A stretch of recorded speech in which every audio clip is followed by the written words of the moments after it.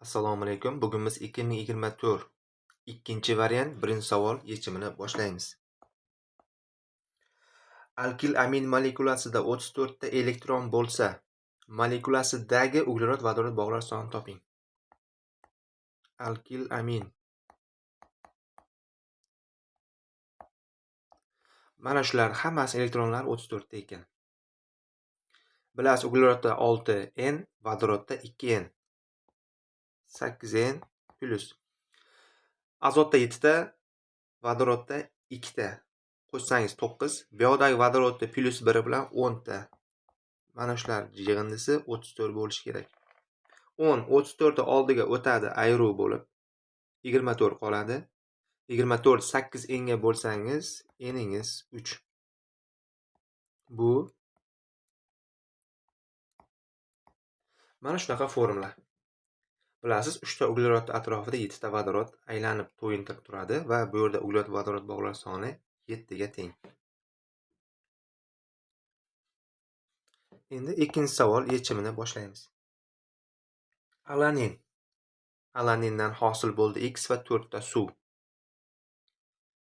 Bilasiz, bu amino kislotalar mavzusi. Ikkita amino kislota bir-biri bilan bog'langanda bitta suv chiqib ketadi. Qanaqa bo'ladi? Glitsinda ko'rsataman.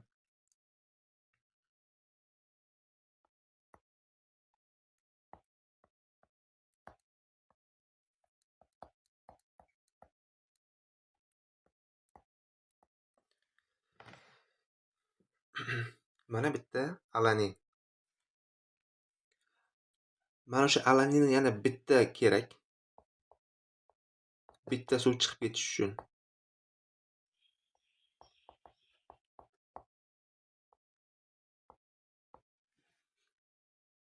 Qarang qanaqa bo'ladi. Alaninni OH bilan bu yoqdagi NH2 ni bittasi birikib ketadi-da, bitta suvni ajratib chiqarib yuboradi va shu yerda ikkalasi o'rtasida bog'lanish, peptid bog' hosil bo'ladi. Siz masalada qarasangiz 4 ta suv chiqqan. 4 ta suv chiqqan. Bu nima degani? Bitta, ikkita, uchta, 4 ta, 5 ta alanin bog'langan. Nimaga bog'langanda bitta suv, bog'langanda bitta suv, bog'langanda bitta, bog'langanda yana bitta suv. Mana shunaqa har biri bog'langanda bitta suv chiqsa, 4 ta suv chiqqan. Demak, bizga 5 ta alanin kerak. O'zi alaninning formulasi qanaqa edi? Yig'ma formulasi C3 H7 NO2. Bu bitta alanin. Bizdan shundan 5 ta bo'lgan. Bog'langandan keyin 5 ta bor. C15 7 kara 5 35. Lekin qarang, 4 ta suv chiqib ketgan. H2 dan 4 ta chiqib ketgan. Demak, 8 ta vodorod bu vodorodlardan kamaygan. 35 dan 8 ni ayirsangiz 27. Va kislorodlaringiz 10 ta, bu yoqda 4 ta chiqib ketgan. Kislorod 6 ta.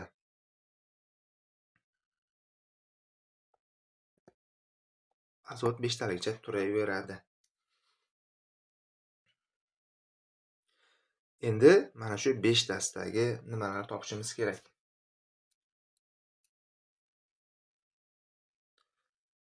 Bog'lar sonini topishimiz kerak.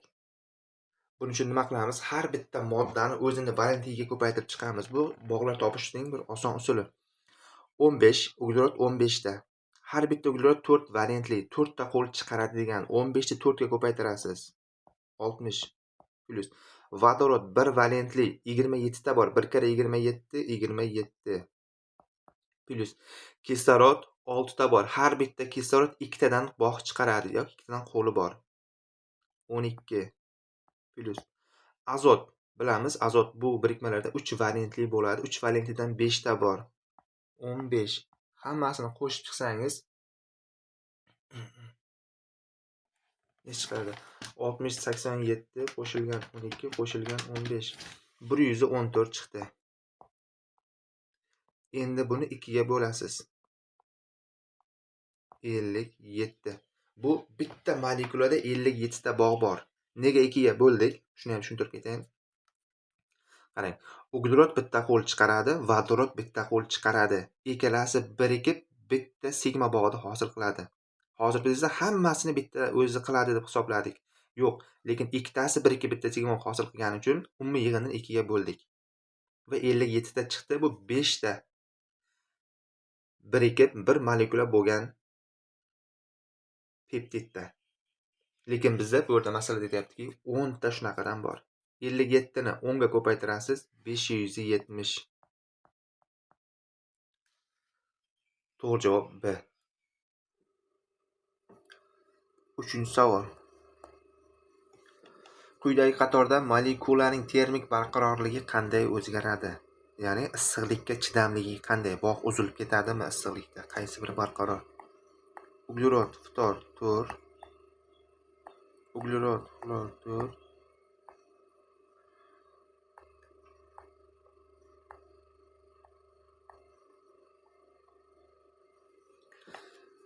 Bilasiz, bu yerda elektromanfiyligi eng kuchli element ftor. Va ftor davrlarda teparoqda turibdi. Bu nima degani? Davri qanchalik kichkina bo'lsa, atom radiusi shunchalik kichkina bo'ladi va bir-biriga yaqindan bog'lanib turgan bo'ladi. Birinchisi elektromanfiyligi yuqoriligi, ikkinchisi bog'ning uzunligining kichikligi. Nimaga? Davri kichkina ftorni. Demak, bunda eng kuchli ftorda. Undan keyin xlor, brom, yod. Ham elektromanfiyligi kamayib ketyapti, ham bog' uzunligi ortib ketyapti. Bog' uzunligi ortgan sari bog' uzilishga moyil bo'lib boradi. Demak, bu yerda javob kamayadi. C bo'ladi.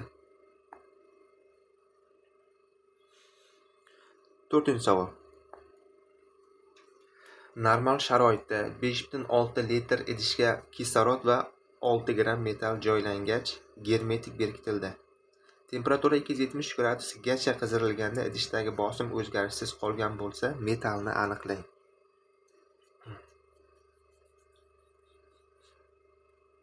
Xo'p. Demak, hozir biz nimani topib olaylik? Molini PV inert formuladan PV mana shu formuladan molni topib olamiz.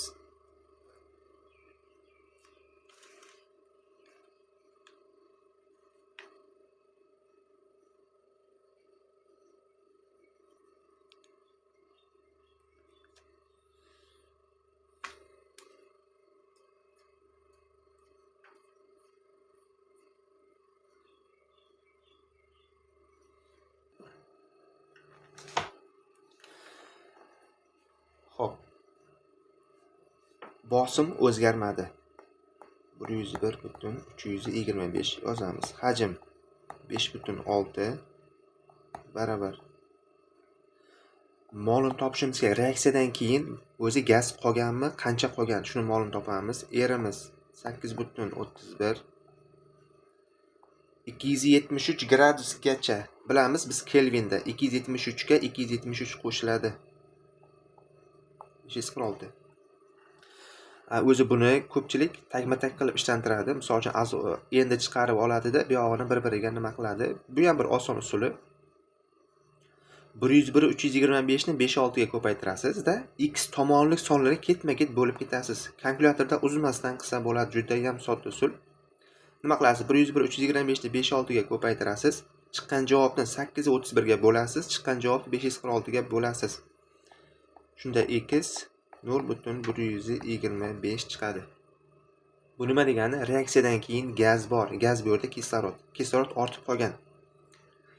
O'zi kislorod qancha mol edi dastlab? Uni ham topsak bo'ladi. Qayerdan? Idishimiz 5,6 litr. Va shuncha kislorod kirgan unchaga. 5-6 litr kislorod kirgan. Uni 22 ga 4 ga bo'lsangiz,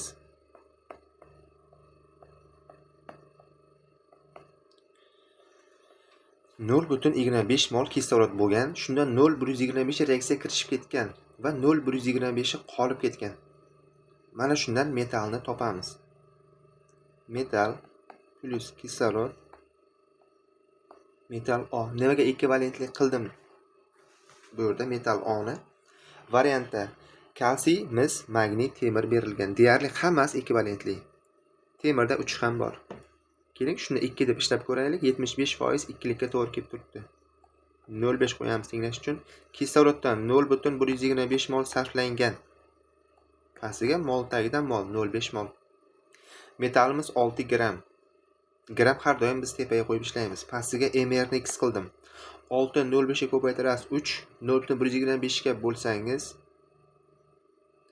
24. 24 chiqdi. Bu magniy degani. To'g'ri javob D bo'ladi.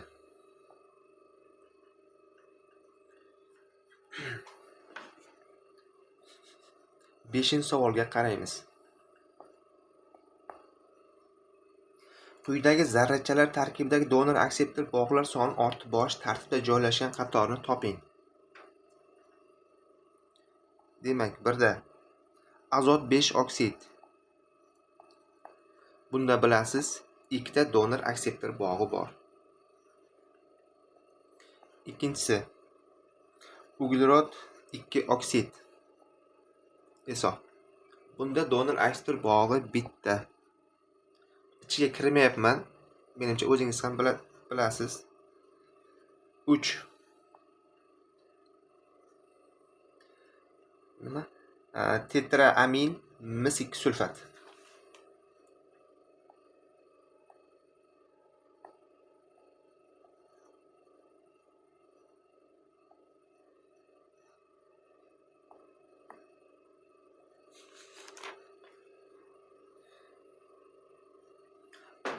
Bu moddamizda 4 ta NH3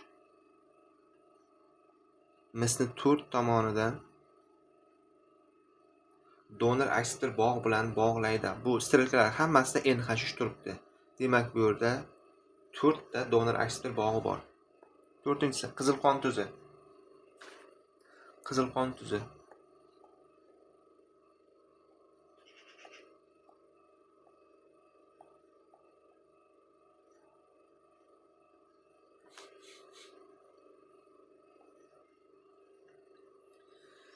Endi bunda markaziy atomda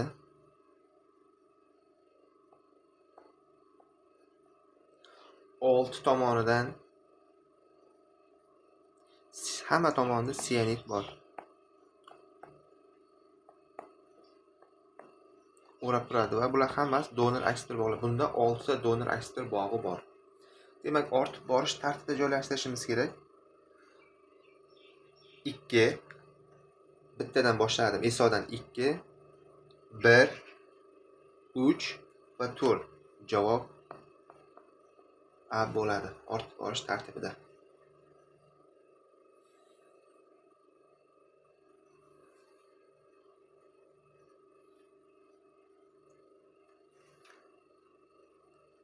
Oltinchi savol. Benzil formatdagi uglerod atomlarining oksidlanish daraja yig'indisini toping. Benzil format, benzil spirt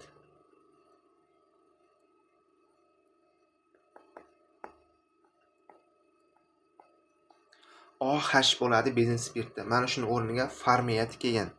Demak, OH chiqib ketgan. Mana shu modda kelgan. Mana shundagi uglerod atomlar oksidlanish yig'indisi nechta uglerod bor? Halqada 6 ta uglerod bor. 7 ta, 8 ta uglerod bor. Uglerodlarimiz 8 ta. Vodorodlarimiz nechta? Halqada bilasiz, har bir uglerodda bittadan vodorod bor. Lekin tepadan bog' kelgani uchun bu halqada 5 ta vodorod bor. Bu yoqda 2 bilan 7 ta va oxirgi vodoroddan 8 ta vodorodimiz bor. Kislorodlar soni 2 ta. Buni formulani o'zidan ham qilsa bo'ladi, hisoblab har birini, lekin menga osoni mana shu yig'inda so'ralganda.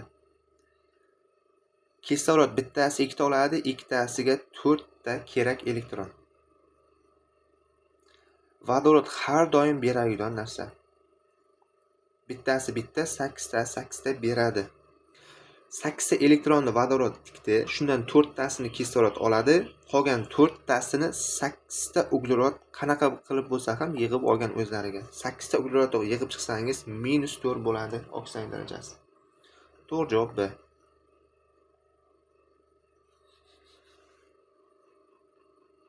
7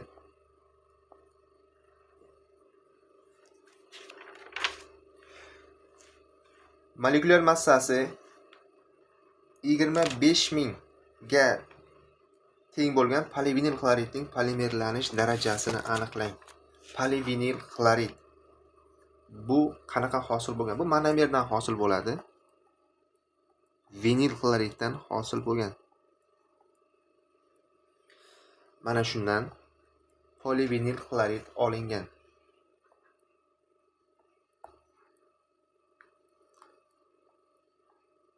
Bular qo'sh bog'larni ikki tomonga ochadi. O'ziga o'xshagan yana boshqa moddalarni biriktirib olish uchun va mana shunda polimerlanish reaksiyasi ketadi. Qanaqadir endi nechtadir bog'lanib oladi bir-biri bilan. Mana shular bog'langanlarning og'irligi mana shuncha. Nechtadirsi bog'langan va mana 25.000 og'irlikka teng bo'lgan.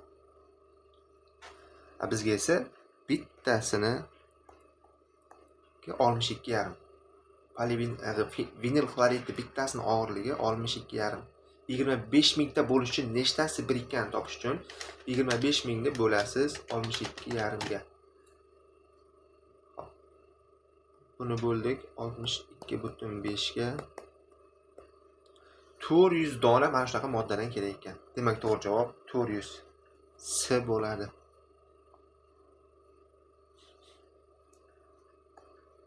Sakkizinchi.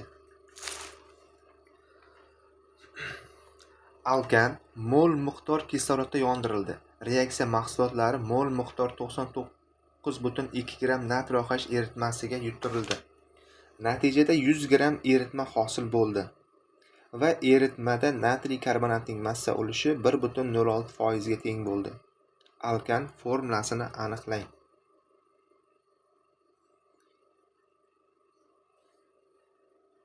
Birinchi yonishdan boshlaymiz alkanda. Alkan umumiy formulasi yonish reaksiyasi. Karbonat angidrid va suv chiqadi. Uglerod bu yoqda N ta, bu yoqqa ham N qo'yib tenglaymiz. Vodorodlarimiz 2N + 2 tenglash kerak. Bu yoqda ikkita vodorod bor, demak 2 ga bo'lib yozamiz. N + 1 qilib yozamiz. Kislorod hozircha shart emas. Reaksiya mahsulotlari mol miqdor natriy OH eritmasiga yuttirildi. Demak, mana ikkalasi SO2 bilan suvni olib natriy OH ga yuttirgan. Va yutilganda suvga qo'shilib ketadi. Karbonat angidrid esa natriy OH bilan reaksiyaga kirishib ketadi. Bunda natriy karbonat va yana yangi suv hosil bo'ladi. Bu yoqqa 2 qo'ysak, reaksiyamiz teng.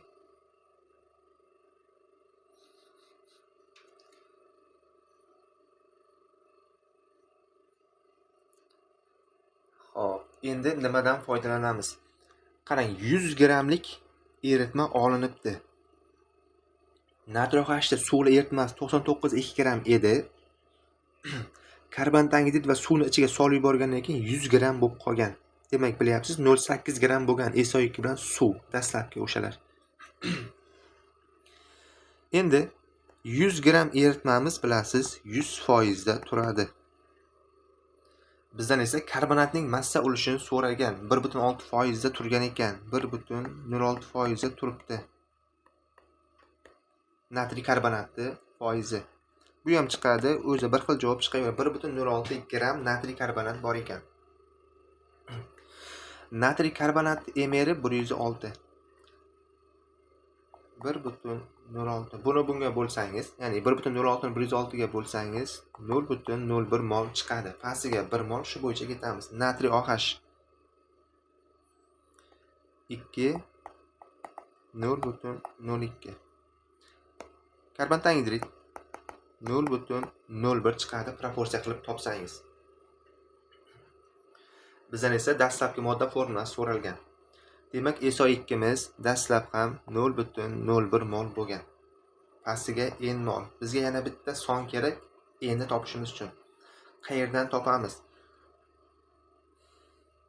Qarang, eritmaga boya aytgandik, 99,2 gram eritma, SO2 va suv tushgandan keyin 100 gram bo'lgan.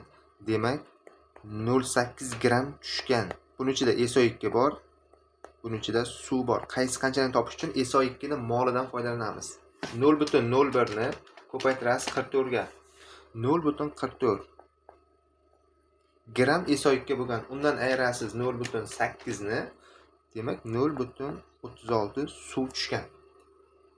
0.36 ni 18 ga, emeriga, o'zini emeriga bo'lsangiz 0.02. 0.02 mol demak suv bo'lgan. Mana shundan topamiz. Mol tagiga mol n+1. 0.01 bilan 0.02 ni qisqartirsangiz 1 ga 2 nisbat bo'ladi. Endi bularni bir-biriga proporsiya qilib ko'paytiramiz. N ni 2 ga ko'paytirasiz, 2n barabar. N ni 1 ga ko'paytirasiz, n 1 ni 1 ga ko'paytirasiz, 1. N bu yoqqa o'tsa n bo'ladi ayrilib ketib va 1 qoladi. N'imiz 1 ga teng ekan. Demak, bu alkanimiz CH4. Bittalik ugleroddan tashkil topgan bo'lishi kerak. Bunda javob A bo'ladi. Metan.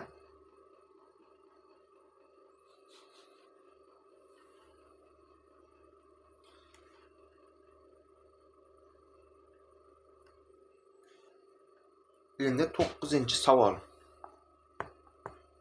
9-savol. Limonit, siderit, gematit tarkibiga kiruvchi metalni aniqlang. Xo'p, limonit temir ovuch enta suv, siderit temir karbonat, gematit temir ovuch. Demak, hammasining tarkibida temir moddasi bor. To'g'ri javob D bo'ladi 9 ga.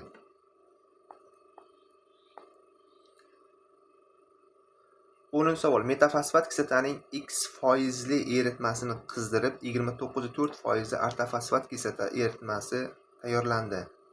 Bunga ko'ra X ni aniqlang.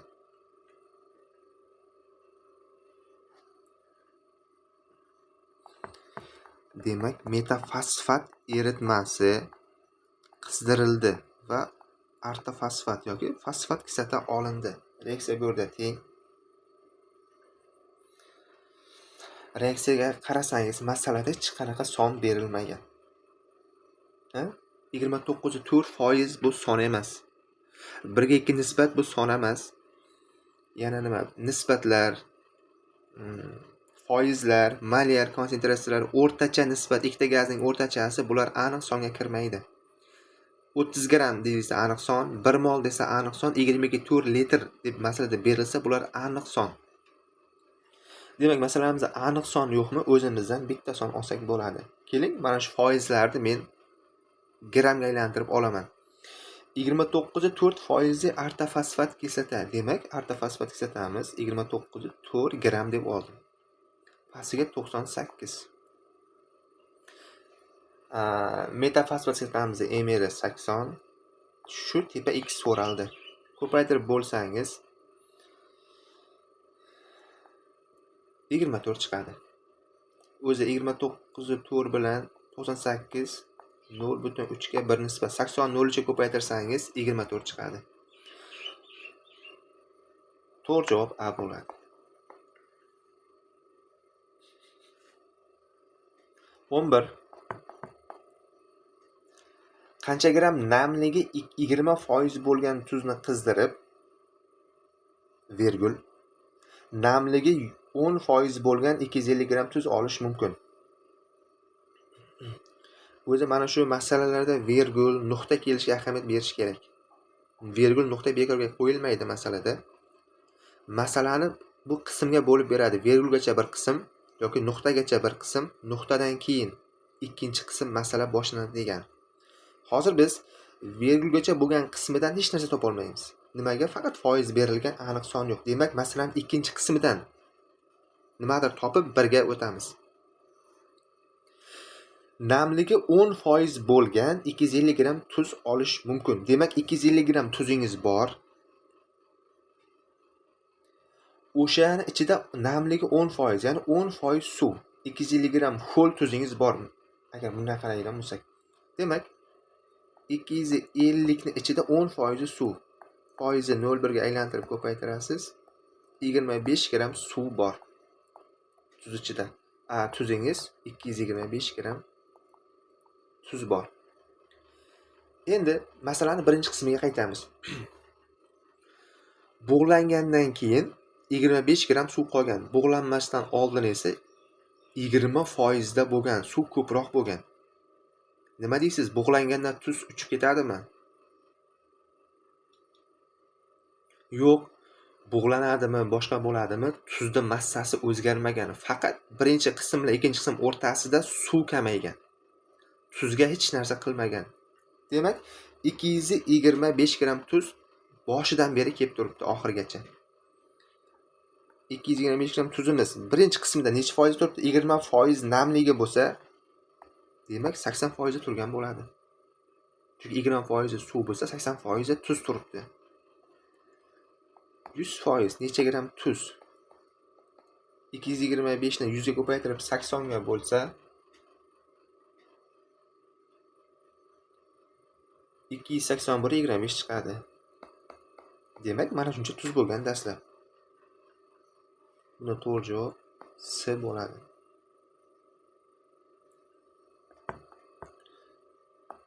12.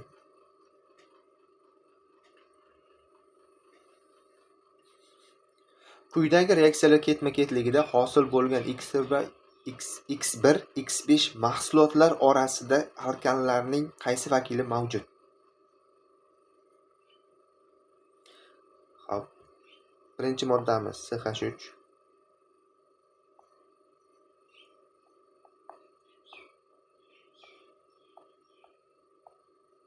Murakkab efir. Bundan nima bo'ldi? Bunga suv qo'shdi. Suv qo'shsa bilasiz nima bo'lishini. Mana bog' uziladi suv qo'shsa. Bitta vodorod dastlabki moddaga yo'q. Men o'zgina adashdim. Mana bog' uziladi. Shunda vodorod kelib O ga OH ga aylantiradi. CH3 C3H7 ga kelib OH spirtga aylanadi va bizga aytayaptiki C3H7OH chiqib ketdi reaksiyadan. Demak, bizda nima qoldi? CH3 COH qoldi reaksiyada. Mana shunimiz X1 modda. Hosil bo'lgan moddamiz X1. Bunga natriy qo'shishdi. Natriy kelib vodorod o'rniga o'tiradi. CH3 CO natriy va 0,5 ta vodorod chiqib ketadi. Endi CH3 CO natriyga X2 moddamiz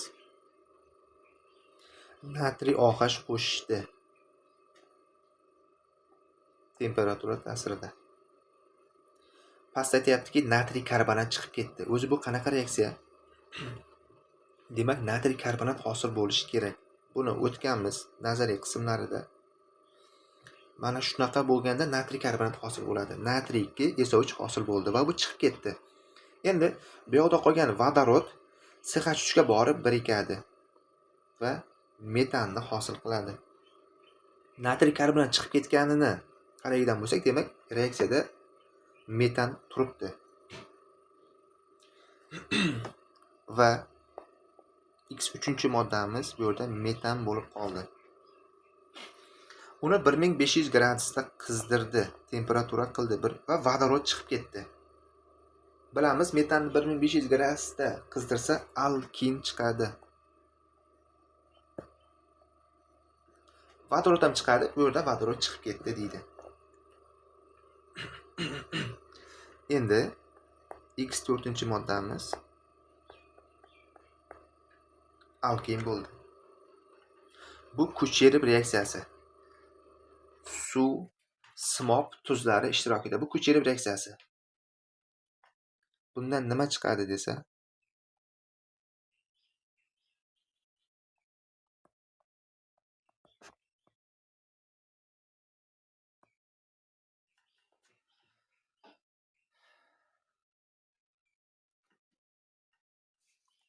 Bilasiz, Kucherov reaksiyasi aldegid ketonlarni olish reaksiyasi. Ikkitalik alkindan har doim aldegid chiqadi. 3talik, 4talik bo'lsa, ulardan keton chiqishni boshlaydi. Bular hammasi nazariy qismda o'rgatilgan. Demak, bu yerdan aldegid chiqadi. Demak, bu X5-moddamiz. Aldegid. Bizdan esa X1 bilan X5 orasida nima modda bor, shuni toping degan. Bu yerda sirkoksitani tuzi bor, natriyli tuzi. Variantlarga qarasangiz, etan, metan, butan, propan. Demak, alkan topishimiz kerak. X1 bilan X5 orasidagi bor alkan faqat metan ekan. Demak, to'g'ri javob B bo'ladi. Bular o'rtasida metan bor.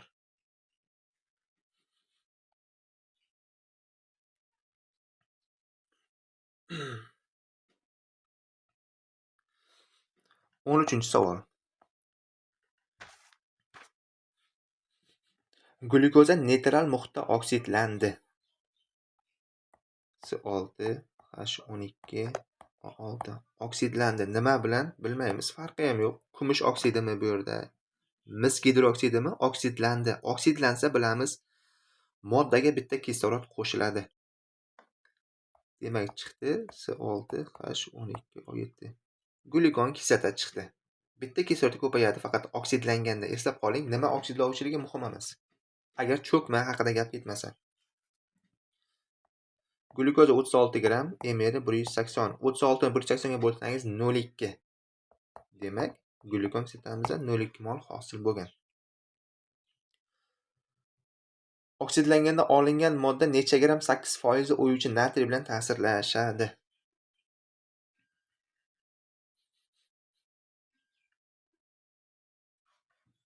Demak, mana shu oksidlangandan olingan mahsulot natriy OH bilan ta'sirlashishi kerak ekan. Glykon kislotamiz 0,2 mol, 1 mol. Bu moddani oxirida COH degan narsa hosil bo'ladi. C612H7 ning ichida COH bor. Bilasiz, COH ning H o'rniga natriy keladi va COO natriyli birikmaga aylanadi. Bu yerda 1 molga 1 mol nisbatda ketadi. Hech qanaqa tenglash joyi shart emas. Endi bizga qarang, 8% o'yuvchi natriyning massasi kerak. Demak, massadan foydalanamiz. 40 0,2 ga ko'paytirsangiz 8 gram. 8 gramimiz 8% turishi kerak ekan. Bizdan o'sha eritmani massasi 100%li 100 chiqadi. 100 gram eritma bo'lishi kerak. To'g'ri javob A bo'ladi.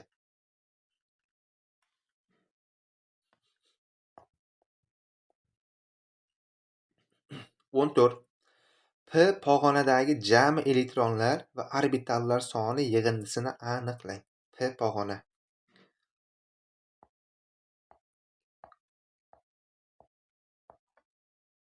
Biz qavatlarni raqamda bilan raqamlaymiz. Lekin harfda ham raqamlasa bo'ladi. K, L, M, P, Q, R, S, T ketaveradi bu yog'i. Biz aytyaptiki, P qavatda. Elektronlar va orbitallar sonini toping. Mana shu formulamiz bor edi, bilasiz. Har bir pog'onadagi jami elektronlar sonini topish formulasi. Endi o'rniga qavat raqami qo'yiladi. 2 ko'paytirilgan 6 ning kvadrati. Birinchi kvadrat ishlanadi. 6 × 6 36. 36 ni 2 ga ko'paytirasiz. 72 ta elektron bor 6-qavatda. Endi o'shandagi pog'onalar sonini, orbitallar sonini topishimiz kerak. Orbital nima degani? Orbital xonalari topishimiz kerak. 72 ta elektron nechta xonaga sig'adi? Bilasiz, bitta xonaga 2 ta elektron sig'adi. Tepa pastga qarab. Demak, 72 ta elektron 36 ta xonaga joy bo'ladi. Bularni jami qo'shsangiz 108 ta ekan yig'indisi. To'g'ri javob D bo'ladi. 15. Bitta pozitron ajratib yemirilgan yadro uchun quyidagilardan qaysi to'g'ri? Demak, qanaqadir zarracha o'zidan bitta pozitron ajratish kerak. Shunda nima bo'ladi? Keling, o'zimizdan kislorodni misol qilamiz. O'zi misol shart emas. O'zimdan oldim. Mana shu parchalandi, o'zidan pozitron chiqardi. Nima qoldi bundan? 16 dan 0 chiqdi. 16 o'zgardimi og'irligi? Yo'q, og'irligi o'zgarmadi. 16 gacha turibdi. 8 zaryaddan 1 ketdi. Demak, zaryadi 7 qoldi. Bilamiz, 7 zaryad bizda azotga tegishli. Endi variantlarda neytronni protonga bo'lgandagi son ortdi deydi. Demak, dastlab kislorodda nechta neytron bor edi? 8 ta neytron bor. 16 dan 8 ayirasiz, 8 ta neytron bor. Neytronni bo'lasiz proton soniga 1 chiqadi. Keyingi holatda ortishi kerak. Endi azotda nechta proton bor? 16 dan 7 ni ayirasiz. 9 ta neytroni bor. 9 ni bo'lasiz 7 ga. 1,285 chiqdi. Haqiqatan ham neytronni protonga bo'lgandagi son keyingi reaksiyadan keyin o'zgardi, kattalashdi. Ortdi. Demak, to'g'ri javobda 1 bor. 2. Massa soni o'zgarmaydi. To'g'ri, 16 edi mana bu yerda. Keyin ham 16 gacha turdi. Massa o'zgarmadi. 2 ham to'g'ri. 3. Yadro zaryadi 1 birlikka ortdi. Yadro zaryad deb tartib raqam aytiladi. Yadro zaryad 1 birlikka ortdi. Bu yoqqa o'tib 9 bo'ldi deydi. Yo'q, kamaydi. To'g'ri javob 1 bilan 2 S bo'ladi. 15 ga.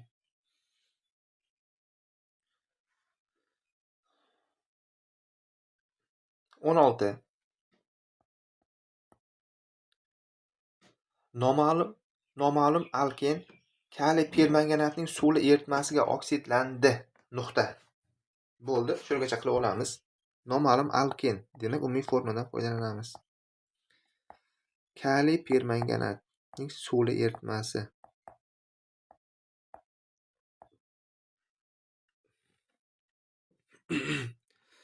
Buni bilamiz. Alkenlar mavzusidan kaliy permanganat suvli eritmasida alken oksidlansa 2 atomli spirtlar hosil bo'ladi.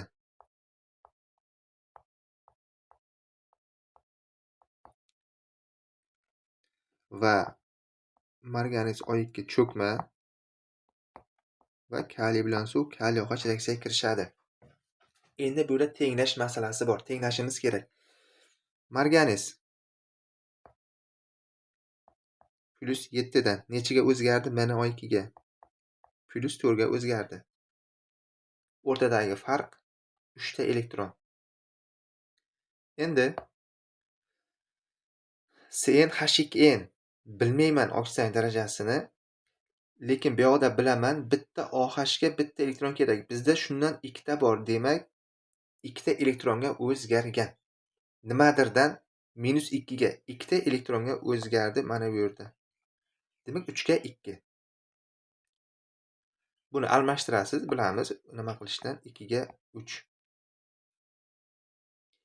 2 ni kaliyli birikmalarni oldiga qo'yasiz. Marganizli birikmalarni oldiga. 3 ni esa alkenlarni oldiga qo'yasiz. Kaliy bu yoqda 2 ta, demak bu yoqqa ham 2 kaliy qo'yaman. Vodorodlar sonimiz 3 kara 2 6 ta vodorod bor. Kaliy OH da 2 ta, 8 ta vodorod bor. Reaksiyamiz dastlabki qismida hech qanaqa vodorod yo'qligi uchun suvni oldiga 4 qo'yaman. Shunda 8 ta vodorod bo'ladi. Endi bizga aytadiki, mana shu hammasi 102 ta atomdan tashkil topgan. 102 ta atom bor hammasi. Demak, mana bu qismda 50 bitta, mana bu qismda 50 bitta bo'ladi. Jamida, chunki biz nimaga tenglaymiz? Chap va o'ng tomon atomlar sonini teng qilish uchun biz koeffitsient qo'yib tenglaymiz. Ana shu hisobda 50 bitta, 50 bittadan bo'ladi. Endi siz xohlagan tomonni yig'ib 51 ta qiling. Qaysi tomon sizga qulay bo'lsa. Men chap tomondan boshladim. Suvdan boshlayman. Suvda 3 ta atom bor. Oldidagi 4 bilan 12 ta atom bor. Kemani O4da 4 ta, 5 ta, 6 ta atom bor. Oldidagi 2 koeffitsient bilan 12 ta. Endi alken CnH2n, 2n va n 3 ta bor. 3n, shundan yana 3 ta molekula bor. 9n ta atom bor. Mana shular hammasini qo'shsam 51. Nima bo'ladi? 24 51 tomonga ayruv bo'lib o'tadi. 27 ta qoladi ekan. 27 teng 9n. Demak, 27 ni 9 ga bo'lasiz. Eningiz 3 chiqdi. Demak, 3 talik alken. O'zi bizdan nima so'ralgan? Ha, shu so'ralgan ekan. Propen bo'ladi. To'g'ri javob A.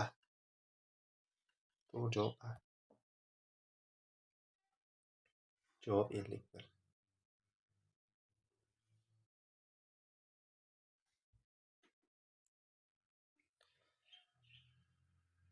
o'n yetti. Bir mol ortofosfat kislota biroz qizdirildi. Nuqta. Demak, nuqtagacha shu nimani yozib olamiz. Demak, ortofosfat kislota qizdirildi. Qizdirilsa metafosfat va suvga parchalanadi. Hosil bo'lgan aralashma. Urg'u beryapti. Hosil bo'lgan aralashma deb. Odatda suv aytilmaydi aralashmaga. Demak, xulosa H3PO4 qolib ketgan bo'lishi mumkin. Parchalanmay hammasi metafosfat va suvga aylanmagan bo'lishi mumkin. Nega? Hosil bo'lgan aralashma degani uchun. Neytrallash uchun 560 gram 28% kal-yog'och eritmasi sarflangan bo'lsa, virgul. Demak, mana shu yergacha masalani hal qilib olishimiz kerak. Demak, kal-yog'och bilan reaksiyaga kirishtiramiz. Bularni neytrallash reaksiyasi.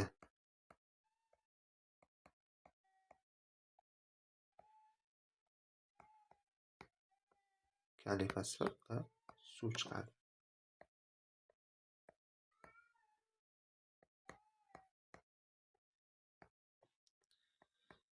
Kaliy 3PO4 va suv chiqadi.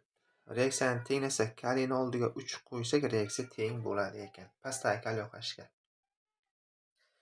Endi kaliy OHni molini topa olamiz.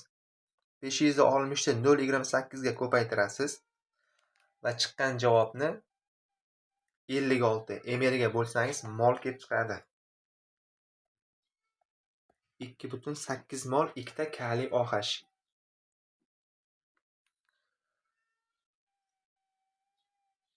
Endi bizda fosfat kislota o'zi necha mol edi? Fosfat kislota dastlab 1 mol edi. O'zi masalan berilishda bergan 1 mol edi. Shundan qanchadir parchalandi, qanchadir qolib ketdi. Qancha parchalangan bilmayman. Shuni x deb olaman. X parchalangan bo'lsa 1 minus x qolib ketgan. Shu bo'yicha x dan x metafosfat kislota hosil bo'lgan. X dan x mol hosil bo'lgan. Demak, metafosfat kislotamiz pastda ham x mol, qolib ketgan fosfat kislotamiz 1 minus x. Endi mana shulardan foydalanib kaliy OH ga borishim kerak. Metafosfat 1 kaliy OH tepasi ham x mol bo'ladi. Endi fosfat tagiga 1 mol, kaliy OH tagiga 3 mol. Tepani topishim kerak. 3 ni 1 ga ko'paytiraman 3, 1 ga bo'laman 3. 1 ni minus x ga ko'paytiraman 3 minus x, 1 ga bo'lsangiz yana o'zi chiqaveradi. Endi nima xulosa? Kaliy OH ni mollarini qo'shsangiz 208 chiqishi kerak. 3 minus 3x ga plus x ni qo'shsangiz qisqarib 2x qoladi. Mana shular 2,8 ga teng. Aniq va ma'lum va noma'lumni bir tomonga olib olishimiz kerak. 2,8 kattasini oldiga keladi. 3 ni oldiga boradi va tenglamadan sakrab o'tayotganda ishorasini o'zgartiradi. Minus bo'lib keladi. 3 dan minus 2,8 ni ayirsangiz 0,2.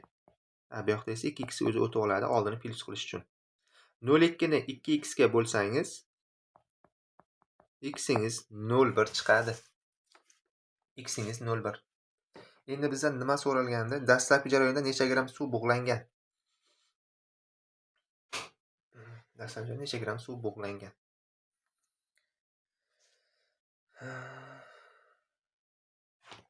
Demak, qarang. H3 4 dastlab tepada x bo'lsa, bu ham x, demak suv ham x mol bo'ladi. Shu ximiz 0,1. 0,1. Necha gram? Gram topish uchun mrni molga ko'paytirasiz. 18 ni 0,1 ga ko'paytirsangiz 1,8 gram suv bug'langan bo'ladi. To'g'ri javob C.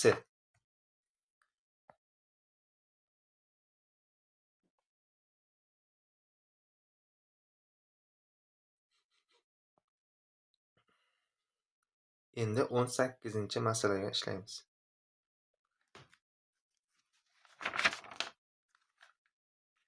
Y ning nisbiy molekulyar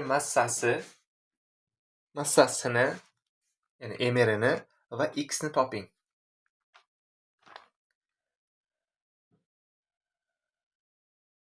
Xo'p, mr glitsin 75. Pastda berilgan x mol glitsin dan y va uchtazuv hosil bo'lgan. Demak, masalamiz 18.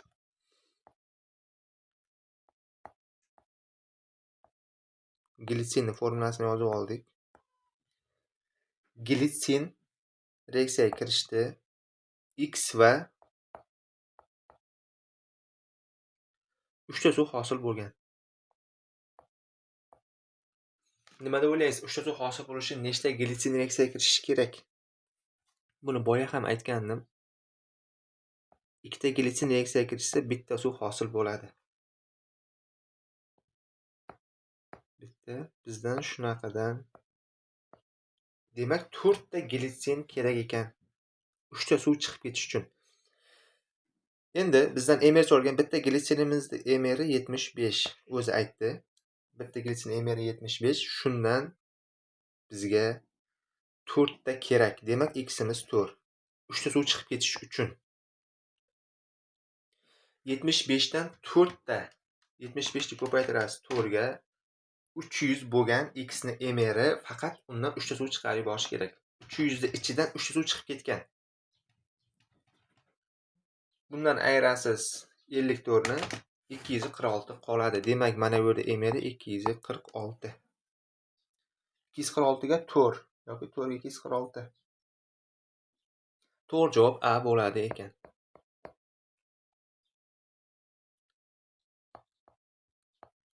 o'n to'qqiz.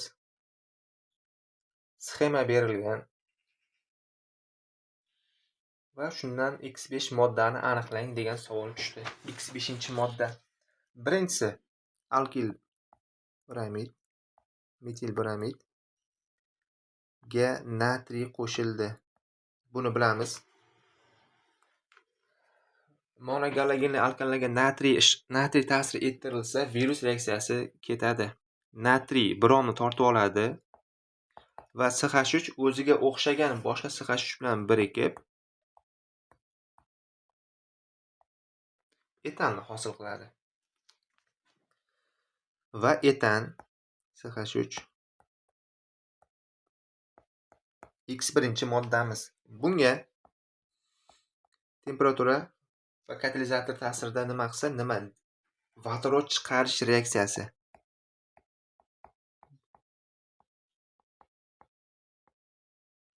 Vodorod chiqarish reaksiyasi bo'ladi va bunda alken olinadi. Endi o'sha olingan alkenga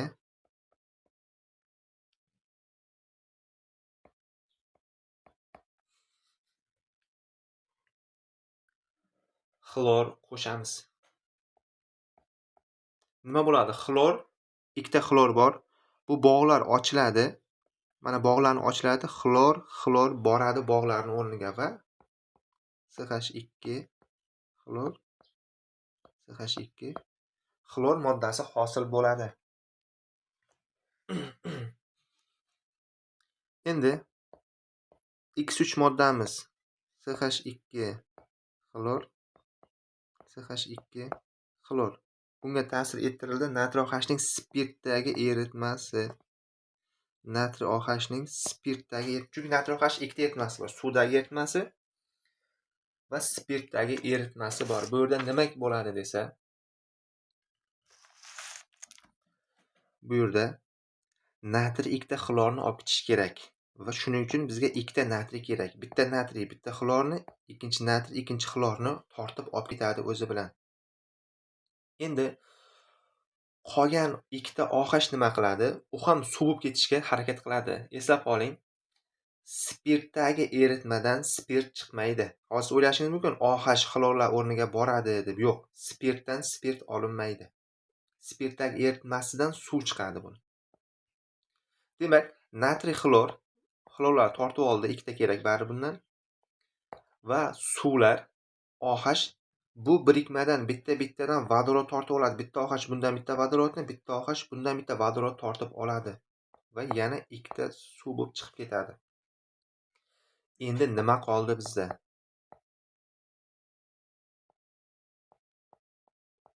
Mana shunaqa modda qolib ketadi. O'zingiz ham hisoblab ko'rsangiz, mana bu xlor va vodorodlari ketsa, uch bog' bir-biri bilan ushlashib qoladi.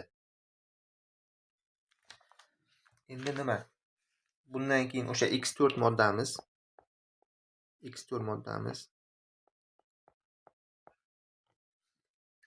Kucherov reaksiyasi. Simop tuzlari ishtirokida Kucherov reaksiyasi, suv qo'shish. Bundan nima chiqadi bilamiz. Buni boya ham aytgandim. Aldegid ketonlar olish reaksiyasi. Lekin biling, ikkitalik ugleroddan har doim aldegid chiqadi. Keton 3 talikdan chiqishni boshlaydi. Demak, bu etanol chiqdi.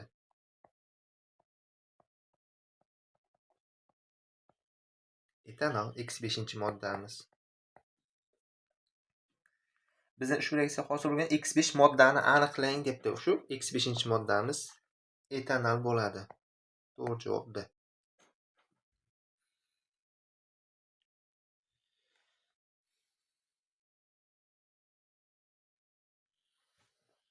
Yigirma.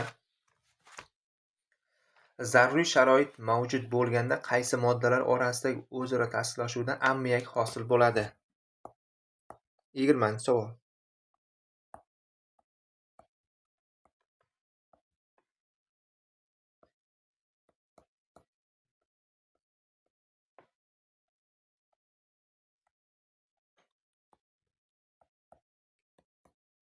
Nima deb o'ylaysiz? Qaysi biridan ammiak hosil bo'ladi? Demak, NH4 bor reaksiyada ammiak hosil bo'ladi. Misol uchun 3 ta ammiak hosil bo'lmaydi. Natriy OH bilan kalsiy OH reaksiyaga kirishmaydi ham birinchidan. Kirishganda ham bu yerda ammiak nima hosil qiladi? Yo'q. 1 va 2 dan ammiak hosil bo'ladi. 1 da kalsiy xlor chiqadi va NH4OH chiqadi va bu juda ham beqaror modda bo'lgani uchun parchalanib ammiak va suvga aylanadi. Demak, 1 va 2 dan ammiak chiqadi. To'g'ri javob A. 21. Asosiy guruhcha elementi atomining 5-energetik pog'onasida 7 elektron bor. Nuqta. Bo'ldi, shu yergacha hal qilishimiz kerak. 21. Qarang. Kalit so'zlar. Asosiy guruh elementi. Asosiy guruh elementi 5-energetik pog'onasida, demak, davri 5 demoqchi. 7 ta elektron bor. Demak, 7-guruh haqida ishora. 7-guruh 5-davr. Tepa guruhdan kelasiz, yonbosh davrdan borasiz. Yod degani bu.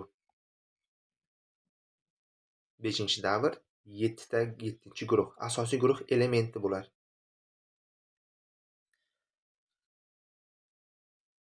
Endi ushbu atomda elektronlar bilan to'lgan pog'onachalar soni to'lmagan pog'onalar sonidan necha marta ko'p? Shuni topishimiz kerak. Endi bunda o'zi aytdi, 5 ta pog'ona bor. Davr raqami pog'onalar sonini bildiradi. Birinchi pog'onaga 2 ta elektron ketadi, 2 ga 8 ta o'zida ham bor. O'sha davr sistemaga qarasangiz, yodga 2, 8, 18, 18, 7 deb tepaga qarab yozib ketgan. Mana shu har bir pog'onadagi elektronlar sonini ko'rsatadi. Endi bilasiz, birinchi qavatda o'zi bitta S bor, ikkinchi qavatda S bilan P bor, uchinchi qavatda S, P, D. Qarang, qavat oshgan sari pog'onachalar soni ham oshib boraveradi. Endi bilasiz, 4-qavatda 4 ta bo'lishi kerak. S, P, D, F.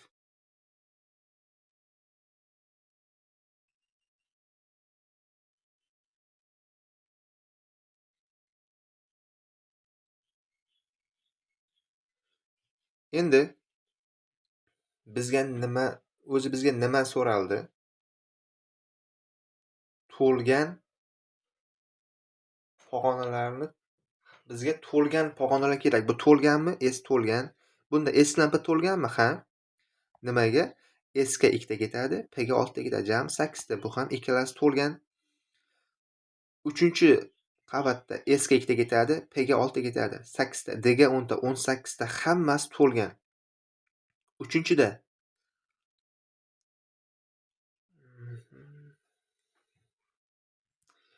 S ga 2 ta, P ga 6 ta, D ga 10 ta, 18 ta to'lgan. Men bu yerda F ni yozib qo'yibman. F shart emas ekan. Bizga faqat to'lgan pog'onachalar soni so'ralgan ekan. Endi 5-qavatda S to'lgan. P ham bor, D ham bor, ular to'lmagan. S ga 2 ta kelsa, P ga 5 ta qoladi. Mana bunda. P ga esa 6 ta bo'lsa to'lgan. Demak, to'lganlarimiz nechta bo'ldi? 1 ta, 2 ta, 3 ta, 4 ta, 5 ta, 6 ta, 7 ta, 8 ta, 9 ta, 10 ta to'lgan pog'onacha bor ekan. Demak, to'lgan pog'onachalarimiz 10 ta. Endi bizdan to'lmagan pog'onalar so'rayapti bizdan. Qaysi pog'onalarimiz to'lmagan? O'zi birinchi pog'onaga 2 ta ketadi, to'lib turibdi. 2 ga 8 ta ketadi, to'lib turibdi. 3 ga 18 ta ketadi, to'lib turibdi. 4 ga 32 ta ketadi, to'lmagan. 5 ga 50 ta ketadi, to'lmagan. Demak, 2 ta pog'ona to'lmagan bizda. 10 ni 2 ga bo'lasiz, 5 nisbat kelib chiqadi. To'g'ri javob B.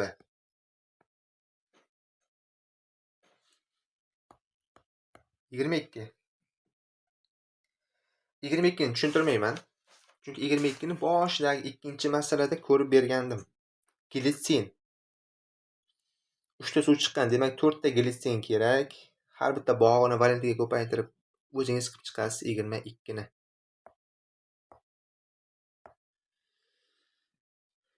23.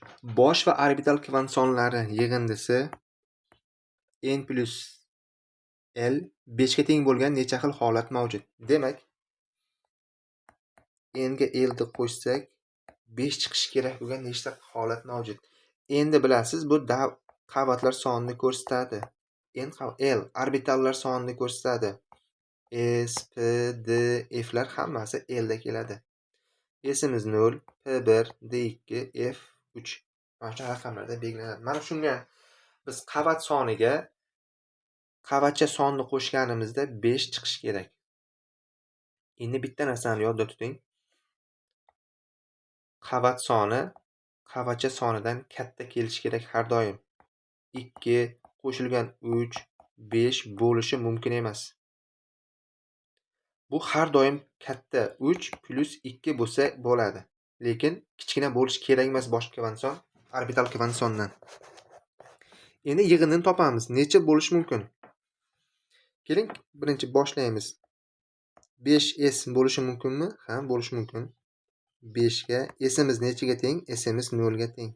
0, 5 bitta bo'ldi. Endi 4p bo'lishi mumkinmi? Ha.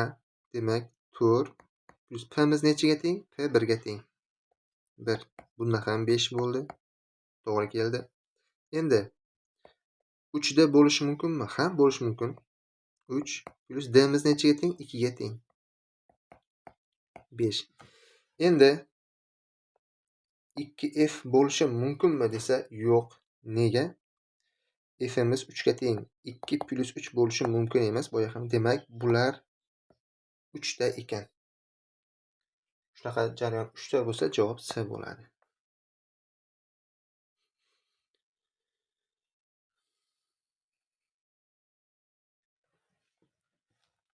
24. Ammiak va azotdan tashkil topgan gazlar aralashmasida massa ammiak bo'lingan massa azot 1,21 taqsim 1 ga teng bo'lsa, massasi 6,2 gramm bo'lgan gazlar aralashmasining hajmini aniqlang. Demak, virgulgacha hal qilishimiz kerak. Virguldan keyingi ikkinchi qism masala. Unga shoshib ketmang. Virgul qo'yilganmi, demak shungacha hal qilib olamiz.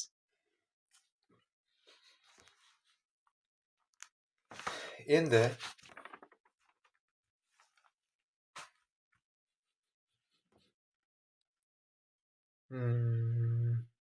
ammiak bor, azot bor. Ammiak, azot 28, ammiak 17, emeri. Buni hozir x, y qilib ishlasak ham bo'ladi. Keling osonroq qilamiz. Agar buni molini o'zimdan x bilmayman, buni molini o'zimdan 1 olaman azotga. Son o'zimdan berdim. Azotga 1 mol x, y qilib ishlasangiz ham chiqadi, lekin bu osonroq. Endi emerni molga ko'paytirsangiz massa chiqadi, emerni molga ko'paytirsangiz massa chiqadi. O'sha massalarni bir-biriga nisbati bizga berilgan. Ammiak 17x bo'lasiz azotga 28 teng bo'lishi kerak. Shu 1.21 va 1 ga teng bo'lishi kerak. Mana shu nisbatda shu. Nima qilasiz? 28 ni tepaga ko'paytirasiz. 1 ni bu yoqqa bir-biriga kirestek qilib ko'paytirish kerak.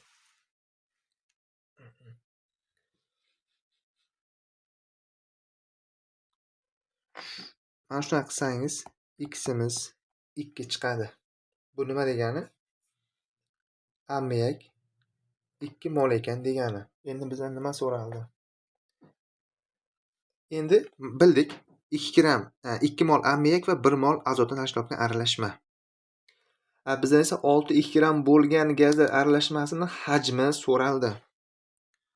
6.2 gram bo'lgan gazlar aralashmasini hajmi so'raldi. Yoki shuni molda topib tursak, molda keyin hajmini ko'paytirib qo'yamiz. Endi o'zi bizda necha gram aralashma bor edi? Endi yana qaytadan 17 ni 2 ga ko'paytirasiz, 34 gram aralashma, 28 ni 1 ga ko'paytirasiz, 28. Ikkalasini qo'shsangiz bizda 62 gramlik aralashmada 3 mol modda bor. Litrda qo'ysam ham bo'lar edi, hozir molda ketib turibman.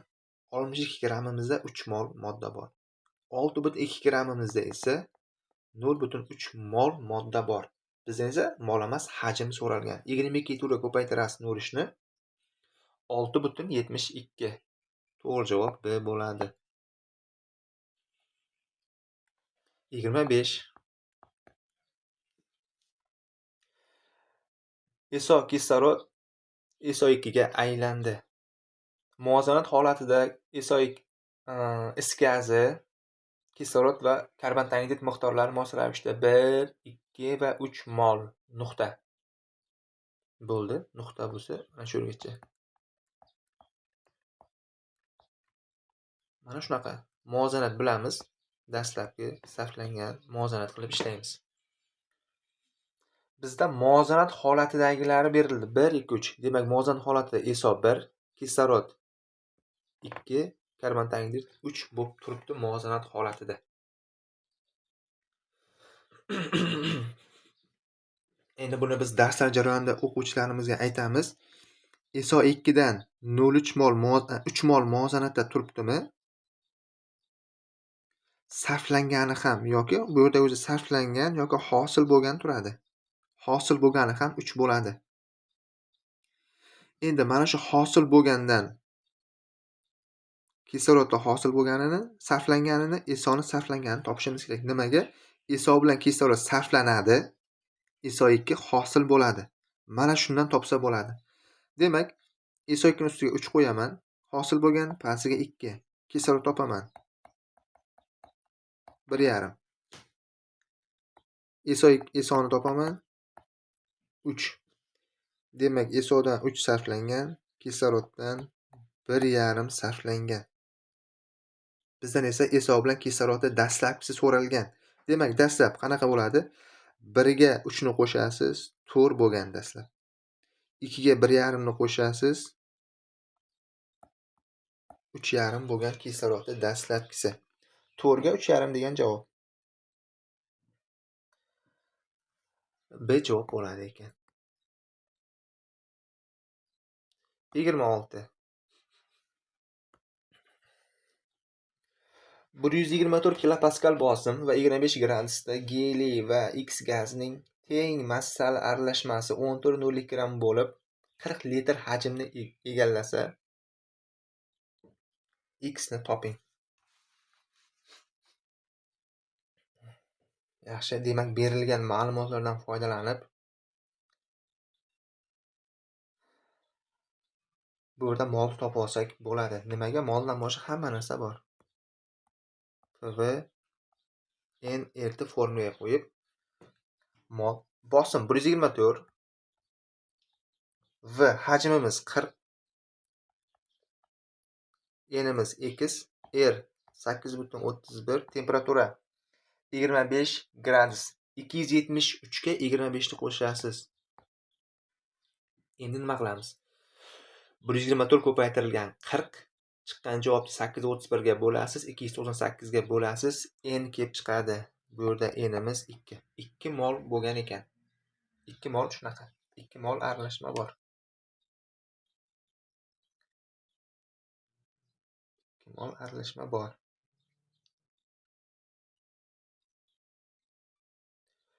Endi qarang nima deydi. Geliy va X gazning teng massali aralashmasi 10^02. Qarang, 10^02 bor.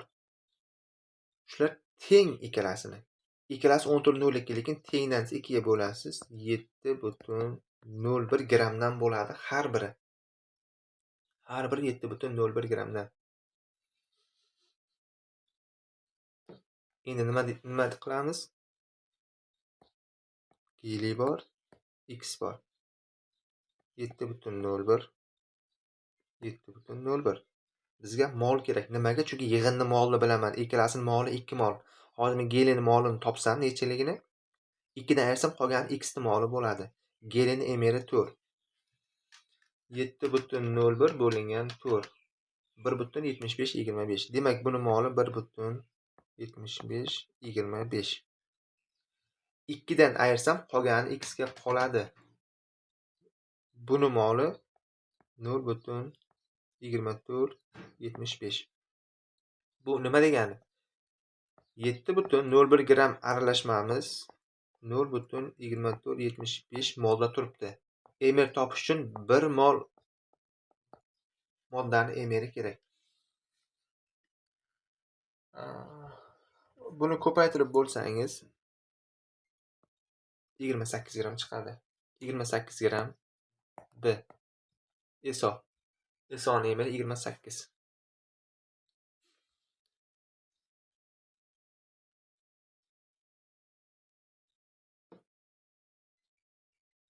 Keyingi masala 27. Etanolning 5 dan 1 qismi qaytarildi. Etanol qaytarilibdi. Etanol formulasi men yig'ib yozdim. Qaytarildi. Qaytarilish albatta vodorod bilan bo'ladi. Bunday chiqadi. Vodorod birikish reaksiyasi desa ham bo'ladi. Spirt hosil bo'ladi. Vodorod birikib qoladi, spirt hosil bo'ladi. C2H5OH hosil bo'ldi. Buni ham yig'ib yozdim. Bu bir qismi, 5 dan 1 qismi, demak 4 qism qoldi. Qolgan qismi demak 4 qism qoldi. Bu bir qism. 4 qism yarmi. Demak 2 qism. Bu yerda 2 qism bor.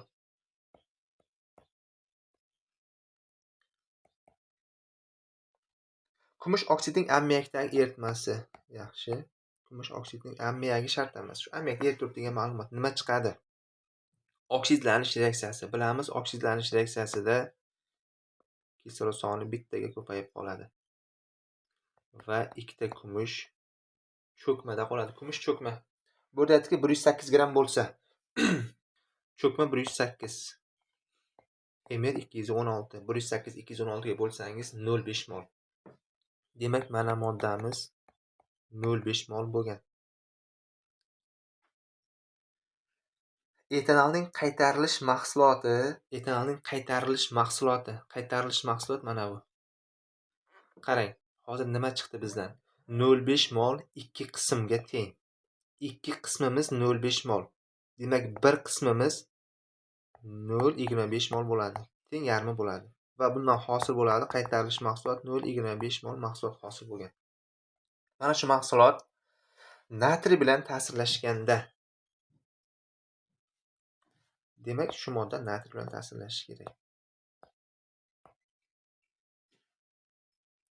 Bu sizga aytdim, spirt C2H5OH natriy kelganda OH dagi vodorod o'rniga kelib O natriyga aylanadi. Demak reaksiya 1:1 nisbatda demoqchiman. 0,25 mol 1 mol. Necha litr gaz ajraladi? Bilasiz, 0,5 ta vodorod ajralib chiqadi. Hozir yozyapmadim CO natriyni 0,5 mol pastiga tepani qilsak 0,125. 0,125 ni 22 turga ko'paytirganingizda 2,8 chiqadi. To'g'ri javob A.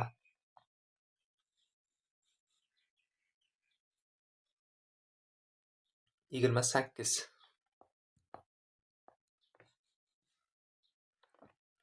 Bir yuz o'ttiz olti gramm natriy sulfat x ta suv 148 gramm suvda erib 20% eritma hosil qildi. Tuz dissotsialanganda zarracha soni 0,72 ga ortdi. Dissotsialanish darajasini aniqlang. Demak, natriy sulfat x ta suv bu quruq tuz bu. Natriy sulfat x ta suv kristallar gidrat deyiladi. Bu quruq tuzga o'xshab turadi. Xuddi xo'jalik o'zim ishlatgan tuzga o'xshagan quruq tuz. Suvga tushganda eriydi. Suvga qo'shilib ketadi. Shunda natriy sulfat va suvlar ko'payib qoladi. Endi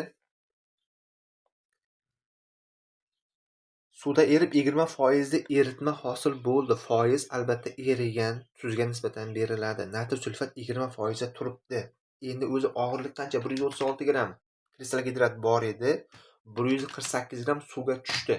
Jami eritma 284 gramm bo'ldi. Bu 100% turadi. Cho'kma yo'q, gaz yo'q. Demak 284 o'zini olaveramiz. 100%. Endi uni ichida turgan 20% natriy sulfat tuzimizni massasini topishimiz kerak. Bu 5608 chiqadi. 5608. Molga o'tib olsak yaxshiroq bo'lar edi. Natriy sulfatimizni og'irligi 142. 5608 ni 142 ga bo'lsangiz 0,4 mol. Demak, natriy sulfatimiz 0,4 mol ekan. Buni bildik. Endi natriy sulfat masalan ikkinchi qismi tuz dissotsiyalanganda, demak natriy sulfat dissotsiyaga ajraldi. Bilamiz, ikkita natriy reaksiyani tenglaganda va bitta SO4 ga parchalanadi.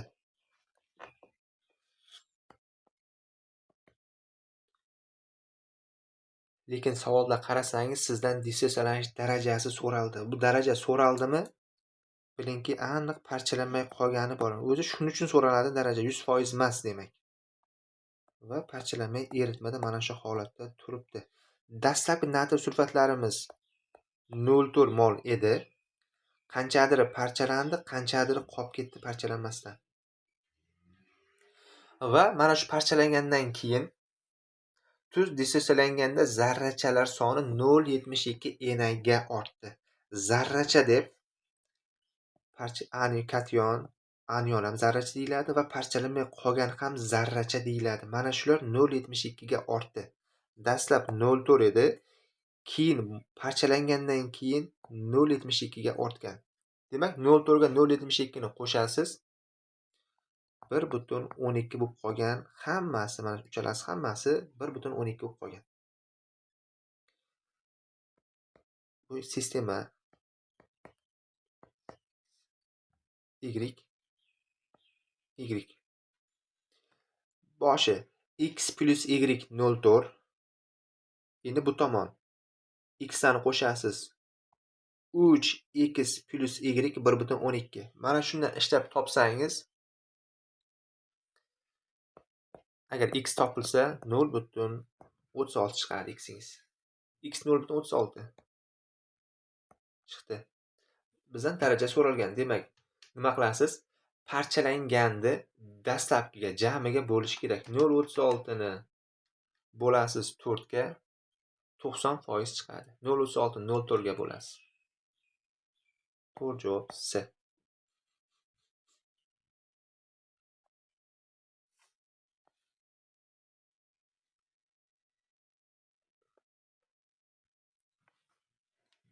Yigirma 29-chi masala.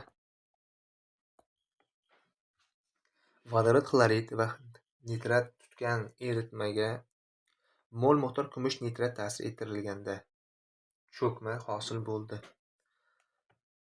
Vodorod xlorid bor va nitrat bor, kislota bor.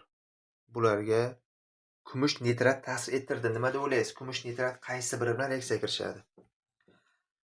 Vodorod xlorid bilanmi, kumush nitrat kislota bilanmi yoki ikkalasi bilan hammi? Kumush nitrat bilan reaksiyaga kirishadi. Vodorod xlorid bilan reaksiyaga kirishadi. Nimaga? Hozir aytaman. Kumush nitrat xanoshni reaksiyaga kirishsa hech qanaqa o'zgarish bo'lmaydi. Kumush vodorod joyiga, vodorod kumush joyiga boradi. Yana xuddi shu mahsulotlar o'ziga qaytarilib qoladi. Demak, bunaqa holatda reaksiya ketmaydi deb qaraladi. Va cho'kma ham cho'kma bu yerda kumush xlorid cho'kma. 7,175 gram cho'kma. Buni emeri 143,5. Bu agar molda olib ketsangiz 0,05 ga 1 nisbatda turadi. Endi undan vodorod xloridga o'tib olsangiz, uni ham moli 0,05 mol bo'ladi. Endi bo'ldi, cho'kma faqat vodorod xlorid reaksiyasidan chiqdi. Bu birinchi qism. Endi nima deydi? Shunday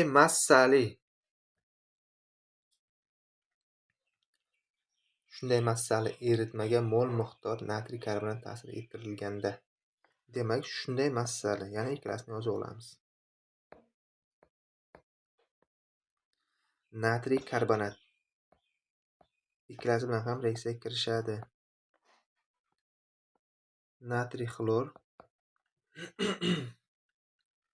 va H2SO3 chiqadi va bu beqaror modda. Bu suv va karbon dioksidi parchalanib ketadi. Eslab qoling bu narsani.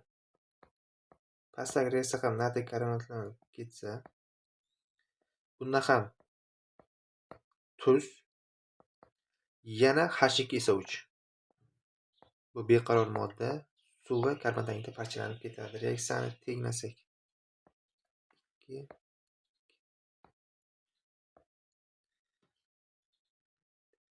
Menimcha reaksiyamiz teng. Endi vodorod xloridni bilamiz. 0,05 mol tepadan topgandik va xuddi o'shani pastga tushirdik. 0,84 litr SO2 ga ajraldi. Demak, SO2larimiz 0,84. Buni bo'lasiz 22,4 ga 0,0375. 0,0375 mol ekan ikkita SO2. Biz vodorod xloridni molidan foydalanib, undan ajralgan SO2 ga boramiz. 0,05 ni 2 ga bo'lsangiz 0,025 chiqadi. 0,025 bitta SO2. Undan 0,0375 ni ayirsangiz 0,0125 qoladi. Bu pastdagi SO2 niki. Pastiga 1 nitratga borsak 2 ni 0,0125 ko'paytirib 1 ga bo'lsangiz 0,025 chiqadi. Bizdan nima so'raldi?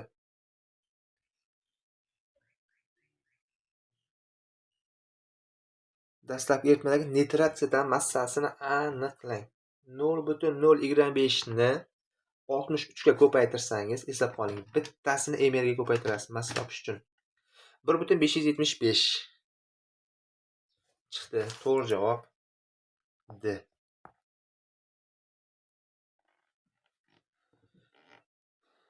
o'ttiz. Kalsiyning karbonati va oksiddan iborat 15-6 gram namuna qizdirildi. Nuqta. Bo'ldi, demak. Kalsiy karbonat va uning oksidi qizdirildi. Bilasiz, kalsiy karbonat qizdirilganda kalsiy oksid SO2 chiqadi. Kalsiy oksid esa qizdirilmaydi. Qizdiriladi, parchalanmaydi. Eng oxir so'zi kalsiy oksid. Bular 15-6 gram. Natijada 2,24 litr gaz ajraldi. Demak, gaz bu yerda faqat SO2. 2,24 litr degani 0,1 mol gaz ajraldi. Bundan massaga o'tishim kerak. 100 ni 0 bilan ko'paytirib 1 ga bo'lsangiz 10 chiqadi. 15-6 ikkalasini massasi. Undan 10 ni ayirsam 5,6 gram kalsiy oksidga qoladi. Buni emeri 56. Tuz to'la parchalangan bo'lsa, demak kalsiy karbonat hammasi parchalangan, hech narsa qolmagan. Dastlabki aralashmadagi kalsiy tarkibida bo'lgan elektronlar soni qancha? Yaxshi, dastlabki aralashmamiz mana bu va mana buni aytyapti. Undagi kalsiylarni topishimiz kerak. Elektronlar soni nechta? Mana shu yerda. Ikkita kalsiy elektron soni.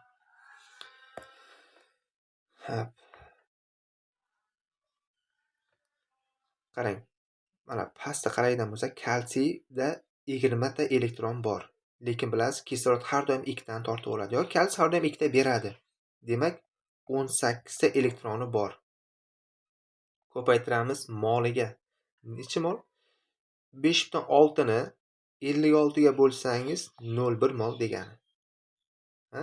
Bu 18 ta elektron 1 mol uchun. Lekin bizda 0,1 bor. Demak, 18 ni 0 bilan ko'paytirasiz, 1,8 ta elektroni bor. Tepadagi kalsiy ham xuddi shunaqa. 18 ta elektroni bor. Buni ham moli 0,1. 10 100. 10 ni 100 ga bo'lsangiz 0,1 mol chiqadi. Yana 18 ni 0,1 ga ko'paytirsangiz, u ham 1,8. Demak, ikkita 1,8 bor. Javob 3,6 ta bo'ladi. To'g'ri javob D. Shu bilan bugungi darsimiz tugadi. Hammangiz sog' salomat bo'ling.